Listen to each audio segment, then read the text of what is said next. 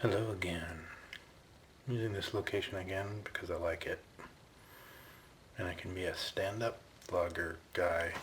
Yeah, okay. So, I'm going to talk about space again because who doesn't like space? If you don't like space, go away. I don't like you. Okay, so I'm going to talk about two of the moons of Saturn. And these two moons... I have props.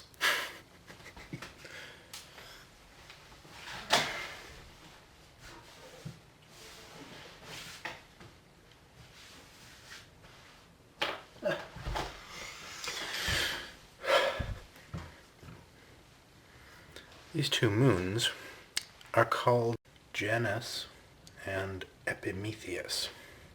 These are not the actual moons of Saturn. This is an apple, and this is a potato. But I'm going to do some fancy editing, and you will see what Janus looks like right now. And now you will see what Epimetheus looks like.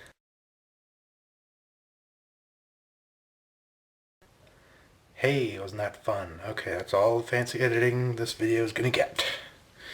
So, these two moons are interesting because they are what is known as co-orbital.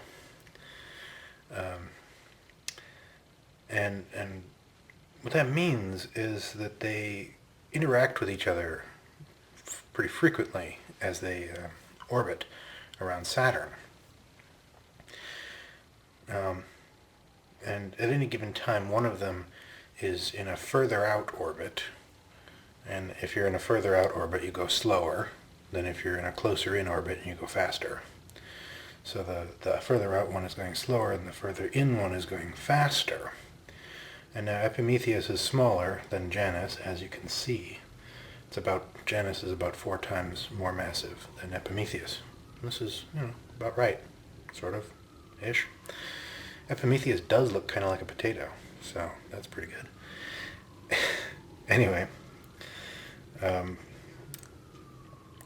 so when the slower one is on the outside and the faster one comes up behind and passes, the gravity of Janus is pulling on Epimetheus and pulls it along and starts to pull it kind of over this way and makes it speed up. If it speeds up, it moves into a closer orbit. And as it passes, it sucks away some of Janus's energy. Janus slows down and moves out a little bit into a further away orbit. And then they go around, and Epimetheus goes a little faster and Janus goes a little slower. Epimetheus comes back around about 4 years later, passes by Janus. Janus catches it with that gravity again.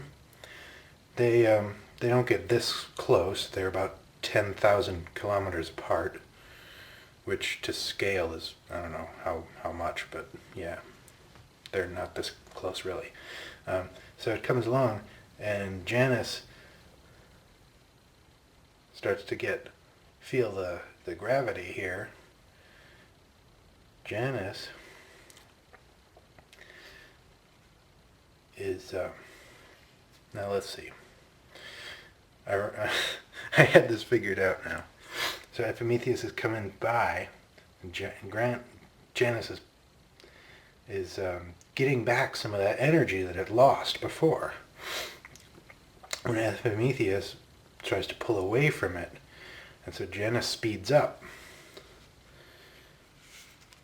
Janus speeds up, and Epimetheus loses that energy, and they go back to this, with Janus on the inside and going faster.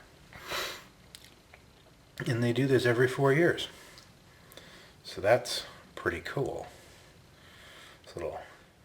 But I have to warn you, if you go and look this up on Wikipedia, there's a very misleading picture that I hate.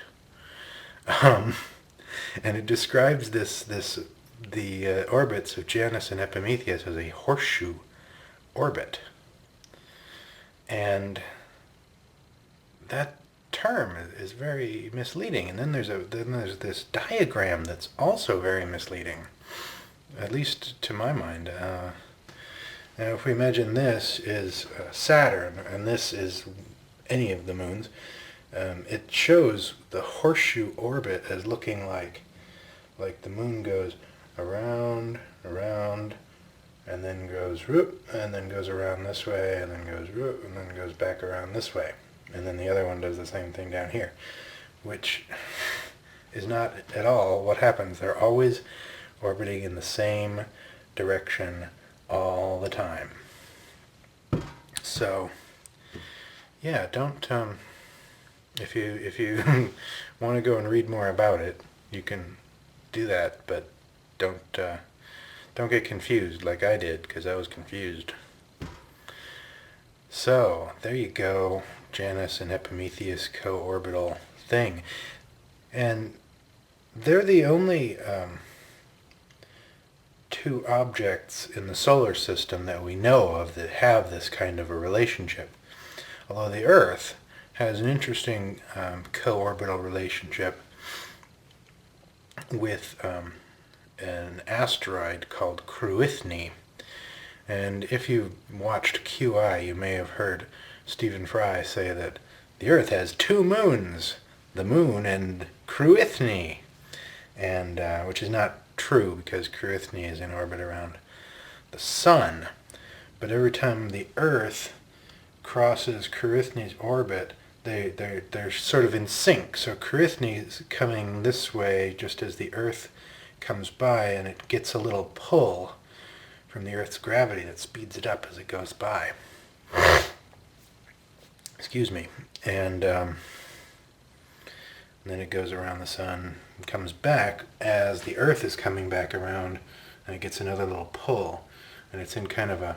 And from the perspective of the Earth, it looks kind of like it's orbiting the Earth in this way, but it's not. It's orbiting the Sun. So it's not actually a moon. It's a quasi-satellite. So that's interesting. That's quite interesting. Yeah, okay. That's it. Bye-bye.